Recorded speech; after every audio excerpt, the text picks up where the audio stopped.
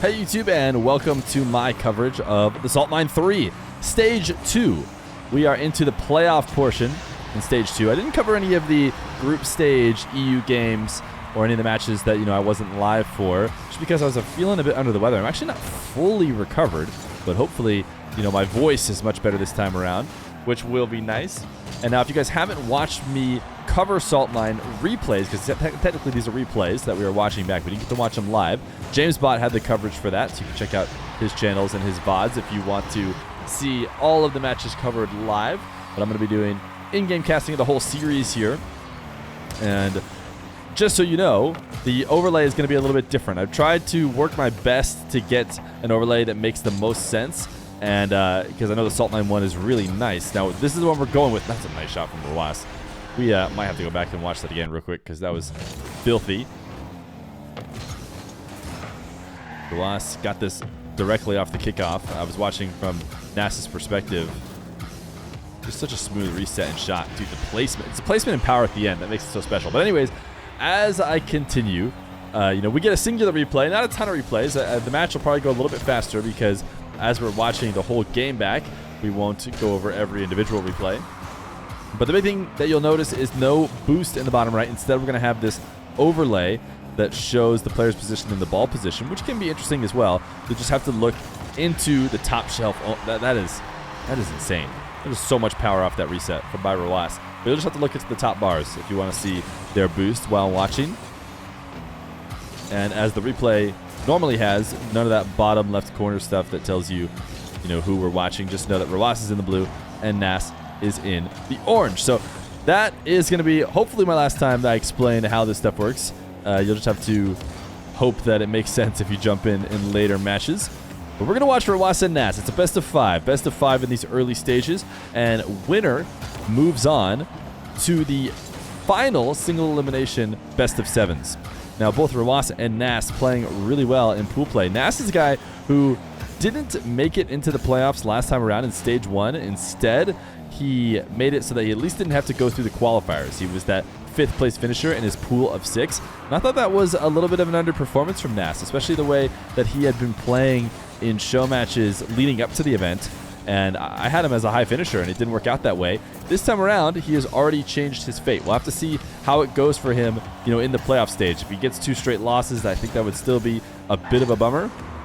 But he got second in this group. Rw9 and Nass. Actually, Rw9, he is just a wild card. He goes in and out of being one of the best players there is, and then somebody who can't seem to get a win.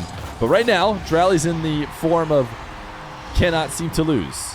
And he made it all the way through the qualifier and then won his group. Nass actually got second in the group. 2 losses for Nass, 1 to Zen in Game 5, which is not a poor loss. And then another loss for Nass came to Nupo, also in Game 5. So really close matches in the ones that he has lost. Otherwise, he has won. He even took down Rw9, who ended up winning the group, and that was Rw9's only loss. Rw9 looking good, winning, against Fatira, Zen, Nupo, but I mean, Nass did as well, right? These are really high-level players. Nupo didn't even make it into this playoff stage. One of those games he had to forfeit to Rw9, but still, the point is made the same. That I think raises up how Nass is doing, how Rw9 is doing, how these other guys are doing, and does not, undermine how Nupo performed at all. I think people are rising to the occasion. And one of the people who's having a tough time dealing with everyone else rising to the occasion is Rw9, because for a while he was just dominant in ones and was clearly 1v1's best player, and that seemed to maybe switch up a little bit as Rw9 not even making the grand finals of Stage 1, something that I think everyone would have expected him to do. Probably the favorite to make it there for most people, and then Zen and Moxie following him up. But he ended up getting eliminated before, and it was Zen and Moxie who made it there. So now Rw9 looking to bounce back. And so far, he is doing a better job of potentially bouncing back than either of his other 2 favorites, I would say, which is Zen and Moxie. Zen and Moxie both did not make it into that bye round or into that, upper bracket of the double elimination portion of the playoffs, whereas Rw9 did. He won his group with only a singular loss to, I believe it was TRK. Oh, actually, double checking right now. Yes, Rw9, actually to Toxic. That's right. Toxic had a really great start and was actually able to get wins against a couple people, surprisingly. and then lost out and wasn't able to make it to the playoffs. Very interesting results from Toxic. after he swept actually both Rwas and Moxie, and then did not win another game, I think. So very, very interesting results from Toxic. But Rwas bouncing back. And, you know, the history books, I've been talking about all these different stages as Rwas goes for the air trouble trying to pinch it in. He's actually down 3 right now against Nass. But I was talking about the history books and how they'll kind of look back at all of these matches. And I think even though in the moment it feels like a good amount of players can win, there's a good chance that we look back and see, oh, only one of Rwas, Moxie, or Zen ever won one of the EU tournaments, which I think would be not really much of a surprise. And I think that, oh, that's a great flick by Rwas. I think the same on the other side of the bracket over in North America would be if either Daniel, First Killer, or Chronic were to win. If any one of those guys were to win, and Chronic's actually almost a little bit more of a rarity than I would say First Killer or Daniel. You know, anybody who's not First Killer Daniel, maybe not First Killer Daniel Chronic, that would be a surprise. So we'll see. You know, we'll see if new blood has entered 1v1. And it wouldn't surprise me too much because I think one of the ways that these players stay at the top is there's so few tournaments, so, you know, very little time to focus on beating them. But I think Salt9 has brought a lot of top talent into fully focusing on ones and having lots of opportunities to try and win as well. And they've taken those. So it looks like Nass is going to win game number 1. Rwas forfeiting here with 33 seconds left to go. 3 goals to try and make up. He didn't want to do it. So we will head to game number 2. One of the beauties of having an admin run the games for you is map rotation. So we're headed to Forbidden Temple in game number 2. Nass and Rwas. Now, we just talked a little bit about the history of how these guys got here. We'll focus a little bit more on how they played their match in these following games. Credit to Nass for a game 1 win. Nass is the kind of guy who is starting to get those big-time wins when he needs to. Whereas for a while, he was having a tough time breaking through. And I'd say he already broke through even before Salt9, but then all of a sudden, it reverted back when the big tournament came. So I was wondering if he was going to be struggling under the lights. But the fact that he makes it into the upper bracket here has already proven that. And Rwas is one of the best tests to see if he could do it. And he's up in game number 1. Rwas bringing this to ceiling height on the resets. Isn't able to get anything out of it. Rwas has been such a creative and such a unique offensive player when I've been watching him recently in ones, which is just something to bring up because everyone always talks about Rwas' defense. I think a lot of people seem to think that Rwas is difference maker. I mean, it is difference maker on defense, but that he's more run of the mill in terms of elite players on offense. But I disagree. I think he's very unique in offense and defense. That's what's made him so great. But of course, if we talk too highly of him, he is going to get scored on. So Nass will double jump in for a second goal. Minute and 10 in, only 2 goals. As Rwas heads back to his back corner, and Nass trying to beat him. Especially important that Rwas jumped and got some kind of contact, whether it was with the ball or with Nass. In this case, it was with Nass. Love that use of the jump to push himself down a little bit more. He's never threatening to make any sort of play on the ball. If you ever find yourself on the side wall, maybe try and air roll down and use your empty jump to push yourself down low. I feel like the mistake for everyone else and for all us regular humans is that we'll probably end up doing side flip, which would be terrible for getting a quicker recovery. But he is trying to not just fall to the ground, but speed up his fall to the ground, which is something a lot of different players have asked. I think Karma even asked me one time whether or not I thought it was important for people to start practicing, and you definitely see at the top level, which was my response. Nice power shot from Nass. Everybody knows how to use that empty jump to push themselves back down to the ground and speed up their recoveries even more. Rwas, direct kickoff win. That'll be his first goal of game number 2. 3 minutes left to go. And I'm sure he does not want to rely on just kickoffs in order to get a win. Although he's going to... Oh, he should have scored again. It's not the easiest of shots, but it is Rwas we're talking about. Thought for sure he'd be able to place that just inside the post. It is a kickoff possession that he still hasn't given up. But this is what I'm talking about in terms of the offensive creativity that I think once upon a time Rwas didn't play with. And maybe that's the reason why people don't really bring it up. But obviously, it's not working out for him in this occasion. So it just leads to a Nass goal. Halfway through the game, 4-goal lead. As Nass Looks to try and make it a 2-0 series, which would certainly be a commanding position to play from, and one you almost need to get when you're playing a guy like Rw9. Got to give yourself a ton of chances to finish out the series. He always seems to find a way to win in ones. Nass getting undercut. No boost left over for him. Now Rw9 off the ceiling. He actually did try and get underneath the ball. I think that was the right decision. Not going low with it was, preferable. I think that's what Nass was ready for, and he did try and scoop it. I don't think he was just trying to hit it fake. He wanted to put it high, but he did enough to make Nass miss. Follow-up is his. So he's certainly well within striking distance here in Game 2. Doesn't help to lose quick kickoff possessions, but a lot of time left on the clock, despite the fact that Nass has been running the show for the first couple of games here. Rw9 unable to bump Nass. So it's looking like we're going to see a full field dribble from Nass. He is more than confident enough to go for it. Rw9 floating on the side wall. Seemed like he didn't want to commit to the ceiling challenge right away. Eventually he does go there. And Nass hits a great 50. Nass is becoming a very well-rounded player. He's forced back into his corner off the kickoff, but it's still a possession for him. Bounce dribble. Wants the hook shot to boom it all the way to Rw9's net. Interesting play from Nass. Very passive as he turns to shadow. I think that's a really tough position for Rw9 to play off of, especially if the defender is somewhere around the landing, forcing tough decisions to be made.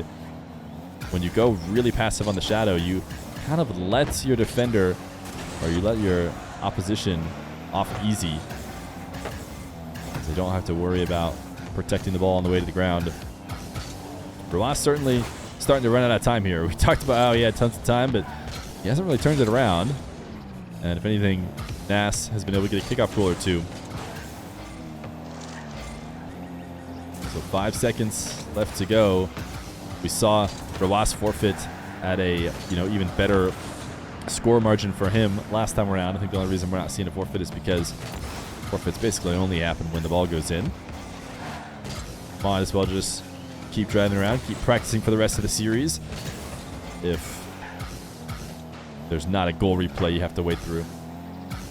Rw9, his offense, after I tried to talk it up so well, that's actually a really good recovery. It's not going to matter in the grand scheme of things. But Rw9 flipping back onto the ball and a decent save. Tell you what, decent saves aren't going to do it for him. He's going to need a little bit of offense as Nass goes up 2-0.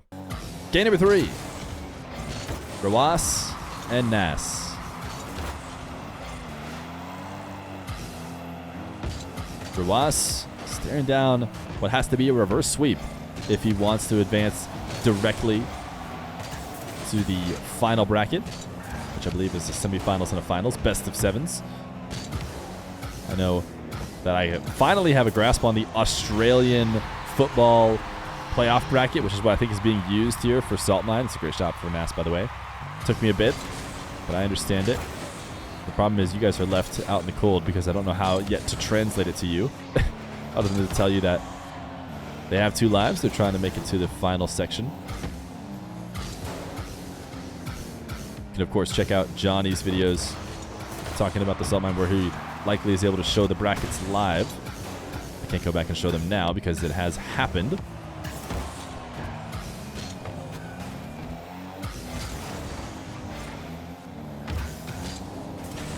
Rw9, a minute into this game, still no offense, as Nass has done such a good job of just controlling the game, not necessarily, playing defense and making saves, really never letting Rw9 get anything going. Nass not going to be allowed to get this wall to air dribble. Has no boost left over, so Rw9 with 100. Not able to really control the ball before the back corner reset by Nass.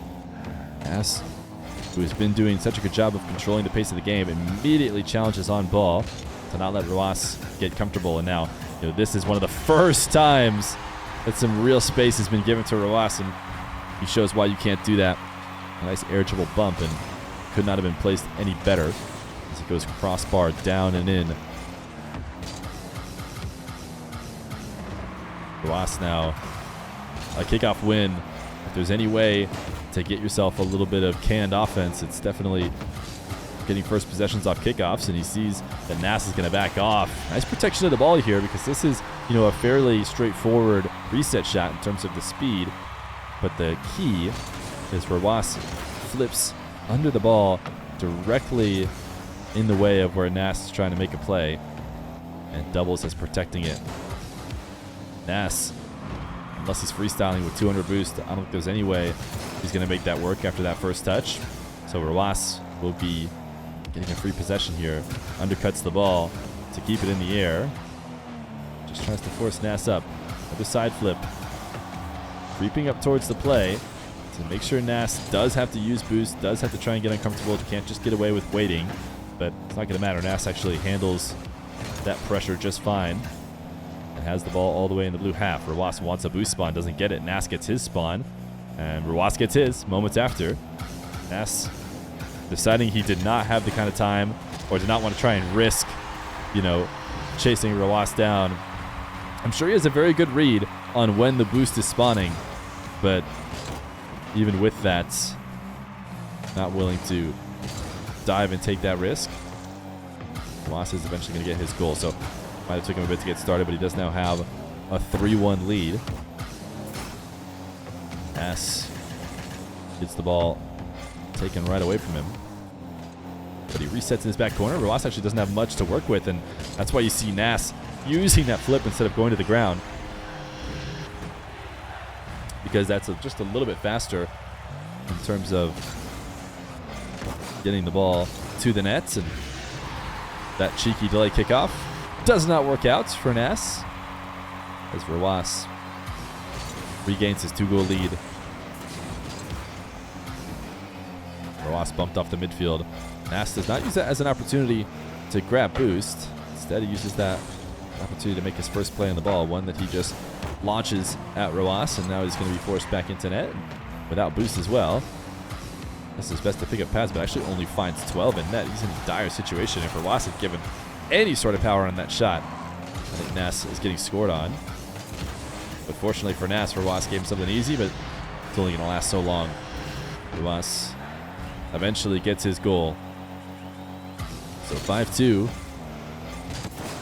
We've seen Nass now having to play defense a bit more often, having to try and make things work out of the orange half.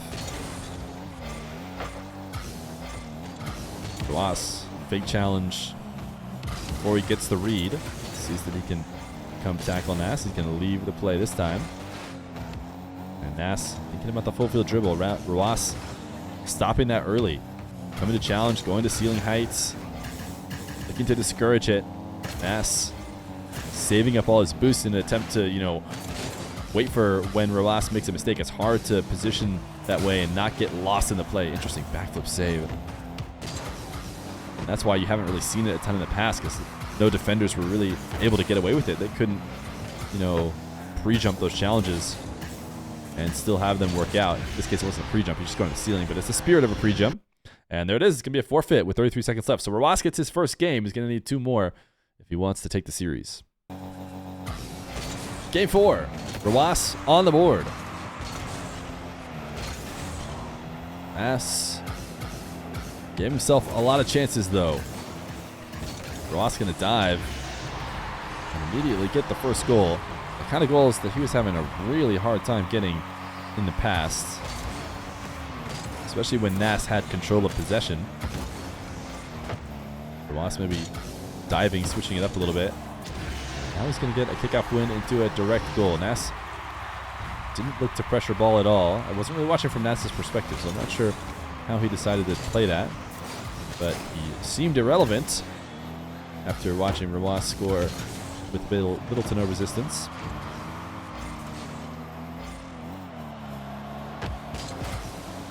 Ross starting a dribble from his own box. He's going to go to the full field. The reset. Oh, that would have been a filthy shot if he was able to get it underneath the crossbar. But it is going to be Nass going the other way. His flick. Not able to sneak in the near post. Tons of defenders leave just enough of a window to squeeze in there, but Ross isn't tons of defenders. He is the defender. Saves and counters. 3-0. Complete turnaround at the start of this game for Ruas. His wave dash kickoff doesn't go nearly as smoothly as Nass's, but fortunately for him, he did force the ball into the orange half. Now Nass going to have to defend on very little. Ruas. Fake flick. Oh my goodness, that was filthy looking from Nass's perspective. I thought Nass was setting up correctly on defense, and the way Ruas has been playing, he's been slotting those. So hard not to try and preempt that movement. Everything about Rocket League is not about going to where the ball is, but where it's definitely headed. And Ruas very convincing in making it seem like it's definitely headed to that top right corner that he tried to protect. Ruas with another goal in the meantime, and now handing the ball to Nass. Oh my, what a save. Very close. Ruas kind of forcing that on himself though. Nass didn't even really need to get possession, but Ruas gave it to him. Now another last second save as Ruas wants to counter, and he does. 6-0. My goodness. What a turnaround for the guy who certainly wants to come away with a salt mine win. You know, I think the salt mines 1 and 2, probably the most prestigious 1v1 wins that we have seen. Oh, nice pre-jump by Nass. He's going to get himself demoed, though. You know, in the entirety of ones. And so, who knows when we'll see another one as big as Salt Mine again. Psionic sponsored. Oh, wow. Reset top right. Psionic sponsored $100,000 prize pool. You want to be one of those names who gets a win, whether it's stage 1, 2, or, of course, the most important, the final stage 3. Because those will be remembered for a long time. Ruas, Heat 0. 3 minutes left to go. Oh, it's going to be a forfeit. Wow, Nass. I mean, he just says, screw it. You know, technically you're allowed to forfeit after 3:30 in ranked, and, you know, he's had enough. He says that Ruas has got this game. So we're going to go to game 5 between Ruas and Nass. Well, Nass gave himself 3 chances to take down Ruas. At the time, sure, it felt like a good amount. And now, after a 0-8 game number 4 loss and a 1-0 lead for Ruas in game 5, I don't think it's feeling like very much at all.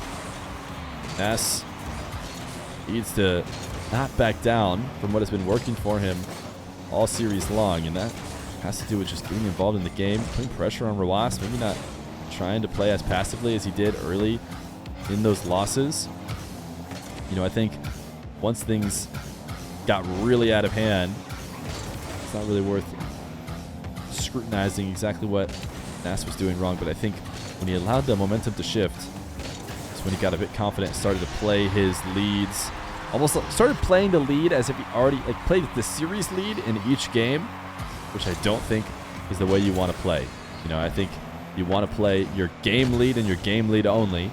As soon as you get into the next one, pretend you're playing from the beginning, but he was starting to know even early on in the game, just shadow and be passive. That's actually an insane wave dash, though. Do you guys see that? The single jump into the ball and then dashing back down as it sends you back down. These guys just become one with the car, and I'm sure he's done that many times, but even if he never had, I'm sure it was just second nature to land back down and dash quickly. Ruas, 2-1 though. He takes the ball away from Nass. We are a minute in. Ruas forcing this into the orange half. Actually put that directly at Nass, I'm sure. Banking on getting it behind him. Nass gets just enough of the touch to stop this one. Really quick recovery from Ruas. Means he'll probably be able to extend this possession. Ruas wants the air dribble. Nass has the pre-jump. Actually stole it right off the top and didn't have enough boost of momentum to just steal it away and shoot it. Oh, the boost spawned right behind him. That is a devastating difference there for Nass. He does manage to keep himself on offense here. A catch as the ball is stealing height, has a reset. This is a very threatening shot. Yeah, I mean, that is... These guys are just too good nowadays. These guys are just too good, and Nass is one of those guys who is just too good. If you get the setup that well, it becomes really, really hard to make the right play on defense. Ruas bumps. It's going to be Nass with the lead. Seeing the lead again in Game 5 after that Game 4. I'm sure it feels pretty good, but a lot of time left on the clock. Nass is also one of the guys who I feel like seems to be affected by the series score the least when I've watched him in Rocket League, and I've been especially impressed with that, you know, when he was playing in his earliest days. The days that you would expect a player to be most rattled by everything going on. Nass didn't seem to matter. Now he has himself tied. Nass, air dribble resets. Is just going to try and bump Nass, and he was really smart not to rush it. I think a lot of players in that position, after they see the ball rolling slow, they try and rush the bump. They try and go get it as soon as possible. They almost wish the shot was going faster. They don't notice the moment and recognize that they just need to protect the ball. Number one key thing is to protect the ball. So Nass slows down and kind of stays near the ball in the way to going for the bump. You need to use the fact that ball is essentially attracting the defender to your advantage. Nass is going to do some more of the same. Gets himself another tie game. So these guys may have been dominating each other earlier in the series, but now that it's all come down to this, it's equaled out. Nass, a couple camera checks to see what he's dealing with in terms of Nass's positioning. Nass sending this to the ceiling. And Nass able to escape. Nass didn't want to leave the play. Looked to try and set up a shadow there at midfield. Nass did a good job of controlling the ball and turning it into a shot. I mean, there's a lot of players, you know, don't have that kind of ball control. That's why Nass is able to punish them, but maybe slightly underestimating Nass. Nass is going to send this to the ceiling. Doesn't have a ton of boost to work with, so I do expect the power shot as a way to just buy himself a bit of time.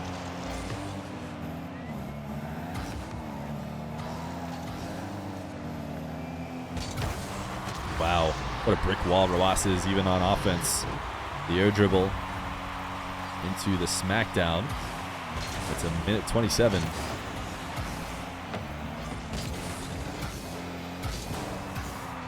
Nass, aggressive first touch, popping that ball hard towards the net to set up his aerial, and really not a lot he could do with it once it was there. If it's too close to net, you can't really make a shot out of it, but you also don't want to just leave it. Allow Nass to have a free possession, get nothing out of your one kickoff. So I understand why Nass tried to make something out of it. What is he doing up here in the air? Not able to bump Nass either.